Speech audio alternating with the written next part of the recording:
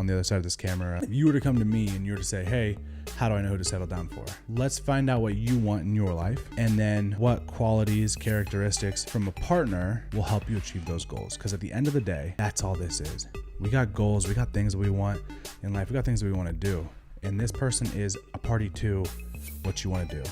They're either going to move you towards it or they're going to bring you away from it.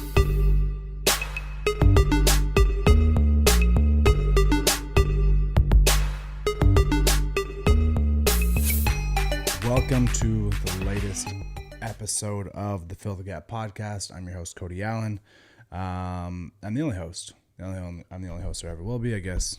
Let's get up a co-host, but I started this right. This podcast is brought to you on the date of the verdict of the Depp Heard case. And I have no opinion because I don't know anything about that. But what I do have an opinion on, and what I do know about, is Cutclothing. Cutclothing sponsors this podcast. Cutclothing is by far the best in the game when it comes to any sort of athleisure, I guess you'd say like workplace apparel. Way that I always pose it is like kind of like your noon to night.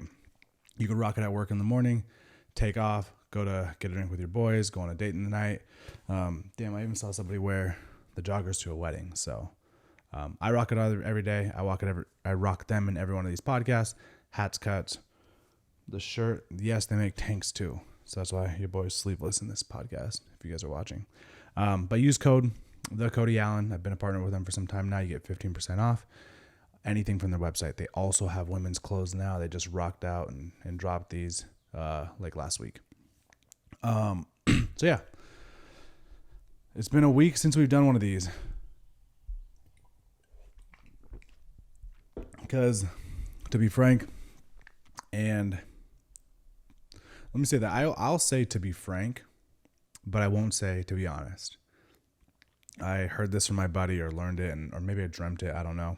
But to be frank, it's like, I guess it's mean like to be up front, up forward, whatever it might be. When you say to be honest, it almost implies that if you don't preface anything that you say with that you're not being honest. So I don't know. I've had that stuck in my mind for some time now. And yeah, anyway, I've been busy. I'm traveling a ton for work. I've been traveling a ton for conventions. I've been traveling a ton for ON. But your boy's back, and I thought, what better way than to start my week than to record a Fill the Gap episode, because I've got stuff to talk about. Things have been going on in the world. It's June 1st. This is the I don't know what episode of Fill the Gap, but anyway. So as you guys may or may not know, I coached for a season, the abbreviated season back in 2020, high school football at my alma mater, Rancho Cotati High School. And one of the things that I think that I brought to the table versus some of the other coaches, not a knock on them, is that I've played college ball recently. And not only have I played college ball recently, but I've gone through the recruiting process. And the recruiting process is, what's the best way to put this? Emotionally taxing. It's kind of a mind fuck. We'll just put it that way. I always promised all the kids, the guys and the young men that I coach, I was like, hey, as you go through this process, if you ever need to reach out to me, I don't care if it's 20 years down the line, 10 years down the line, 10 months down the line, let me know and I'll be a resource for you. Obviously, the game's changed in the last 10 years, but I think that I can offer some advice because I have some friends that are still coaching. I obviously am on social media, see what's going on there. But I don't know. I just thought it was really important that I be that resource for them because they are also, I guess you'd say, a resource for me and keep me young. But anyway, I recently had one of the players reach out to me because he is juggling around a few different offers. And he's like, hey, coach, like, I need some advice. I'm like, all right, cool. It's been a while since I heard that. What's going on? And so essentially we talked about a few different schools that he had been mulling around on where to go to, where to commit to. And he was like, I'm finding that some of the schools are, had to be very diligent in how I say this. I'm finding that some of the schools are showing me less attention now that it's coming down to brass tacks of me like signing my letter of intent, and giving me a firm, solid commitment on the scholarship that I was going to get. And I told him rather, well, the way that this whole thing goes, and schools recruit differently, but at the end of the day, it kind of goes like this. They have their number one guys on the board, and then it goes down the list. And obviously they offer all their top guys, because if you get your number one choice at each position, or your number one choice at each player that you wanted, then you have the most solid recruiting class that you wanted. But if the quarterback that you wanted commit somewhere else, then you'll take the next guy. If number two guy commits somewhere else, you take the third guy, and so on and so forth down the list. Player that I was talking to was like, I feel like I'm somewhere on the list, but if I was their number one guy, then they would have already accepted my commitment. And I told him, you are exactly right. And a lot of people think like, oh, well, I've never played like organized sports, or I never went through the recruitment process. I never was going to go to a division anything school. So I don't know what you're talking about. And in reality, we all know what the hell I'm talking about, because this is the same thing for dating. This is the same thing for the job promotion that you were going, or job even application that you're going to get, choosing what school you're going to go to. The whole thing is just everybody who's in some sort of position of power is playing the field. A lot of people don't like to hear it, especially when it comes to dating, because it's like, oh, like, why can't you just like find one person and just be talking to them? And I've got a lot of single friends now that they come to me with their stories, and they tell me and they ask me like, all right, man, like, this is what it's like to date now.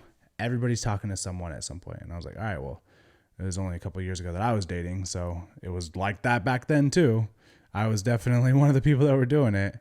And the reason being is that if you find someone and you're trying to figure out who they are, right? i.e., you are a college recruiter trying to find a player that figure out who they are.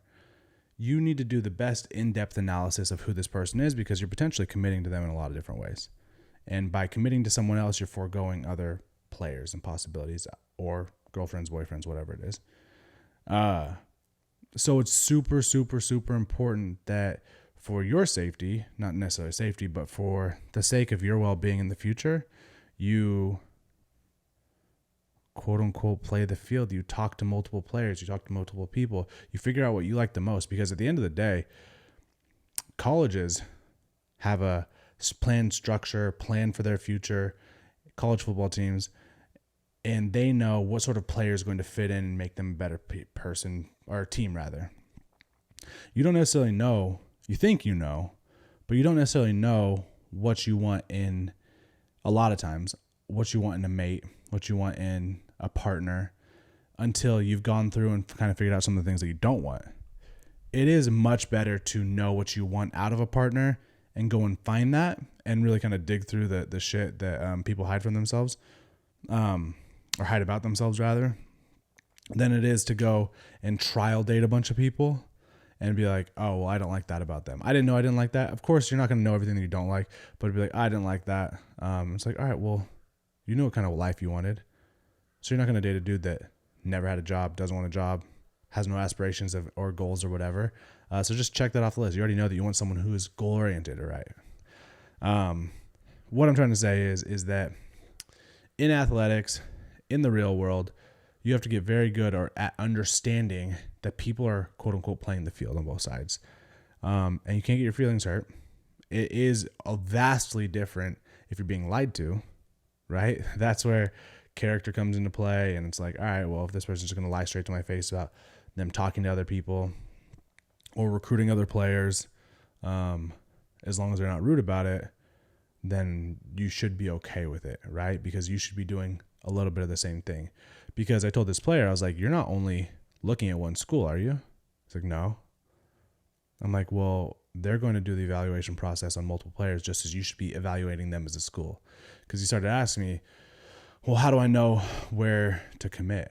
And I was like, there are a few different categories that you want to look at in regards to where you want to spend the next 4 to 5 years of your life and a lot of your development as a young man, young adult, really. And we kind of went over some of those things. And that is the same as like, if you were to come to me, you on the other side of this camera, on the other side of this, listening to it in your car on your way to work or wherever the hell you're at. If you were to come to me and you were to say, hey, how do I know who to settle down for? And I'd be like, all right, well, let's find out what you want in your life. And then what qualities, characteristics from a partner will help you achieve those goals. Because at the end of the day, that's all this is. We got goals. We got things that we want in life. We got things that we want to do. And this person is a party to what you want to do. They're either going to move you towards it or they're going to bring you away from it. And so that's not a knock on them. Shit, that's not even a knock on you. Maybe you want too much and you're not willing to pull half the rope. But you need to understand that when you're sitting down, you're trying to make a life commitment with someone, it's more than just, I think he's cute, I think she's cute, I think they're cute. It's all about, can this person help me live the most fulfilled life that I want to live? Because that's what this is all about. This whole globe that we're spinning on, can we reach the end and find that we've lived the most fulfilled life that we wanted to? Because if you don't, then you have all these regrets.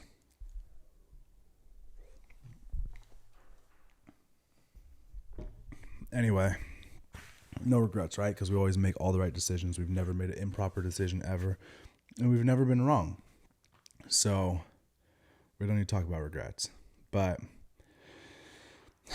on this same kind of vein of, I don't know, call it playing the field or whatever, making decisions, I had a buddy that reached out and said, he said, what sort of things do you do to ensure that you're not continuing to make the same mistakes over and over that just ultimately yield the same results? And I was like, okay, well, first of all, I was like, I kind of talked about this on a different podcast, but thanks for not listening. But number two, I'm no expert on it. It took me 10 years, for example, for me, I started working with a therapist a couple years ago. We gave her my life story, whatever the hell it is. And she's like, Cody, you've dated the same woman for the last 10 years. I was like, well, I've had multiple girlfriends in the last 10 years. She's like, nope, all the same person, right? When you look at the nuts and bolts and the pillars of who they were as a person, yes, morality changes and whatnot. And obviously looks and age and whatever changes. But they're the same type of person. And so I wouldn't call any of them a mistake, but I was continuing to do the same things, expecting different results to happen. And so obviously that causes frustration over the years. And so when he asked me, he's like, how do you ensure that you're making different decisions? How do you ensure that you are, I don't know, not messing up, not continuing to dig yourself into the same hole that you've continued to dig yourself into? I told him, I was like, you have to be really honest with why you're there. You have to be really honest with what you're actually doing, right? For example, you're someone who continually dates aggressive men, right? And you are so quick to be like, I constantly date aggressive men. They are attracted to me and I fall for their traps, fall for their lies, or whatever it might be. If you continue to go down that path and you continue to say, aggressive men are attracted to me, that may be true, right? You obviously, at that point, you've identified the problem and you need to learn how to fix it. But if you go ahead and flip it around, and you say, hey, why am I constantly attracted to this persona of man? Then, which is probably more likely to be the case, then you can say, all right, what in my past, what in my present is causing me to be attracted to a person like this? What is causing me what's something that I can change, not necessarily about yourself, but identify a pattern in that you have that will bring you down a different path. And so that was it for me. I had to take a look at what I was really trying to get from a relationship. And that was, I won't talk about like anybody personally, but like, I had patterns that drew me to a particular type of person. They stemmed from lack of confidence, finding my worth in helping people, and other things. And ultimately, the only way that I was able to break the cycle and go down a different road that I hadn't traveled down before was be like, hey, Cody, this is something that you're doing. These are patterns that you and types of personality traits that you are subconsciously seeking. So let's be proactive about it and let's not go down that path. It's the best and most respectful way to say all of it. Parallel to sports is if you're continuing to just make the same mistake over and over and over, and you're going to try to, beat a dead horse, and you're trying to do things your way 100% of the time, take ownership and be like, all right, what am I doing that's consistently landing me on the bench, consistently getting me transferring schools, arguing with teammates? How can I take ownership of the situation? So that's it for today. You guys, it's June 1st. It's Pride Month. I'm wearing all white. She's probably wearing what, like rainbow, whatever Pride Month's colors are. But there's something very exciting that I got going on in the next couple weeks. I'm excited to share with you guys when we finally roll it on out. But until then, buy Cuts Clothing. You guys will not be disappointed. Also, follow me on all my social channels. Check me out on my website, thecodyallen.com. Constantly dropping new content on there. Ton of information that's just locked up in this brain. And that's it.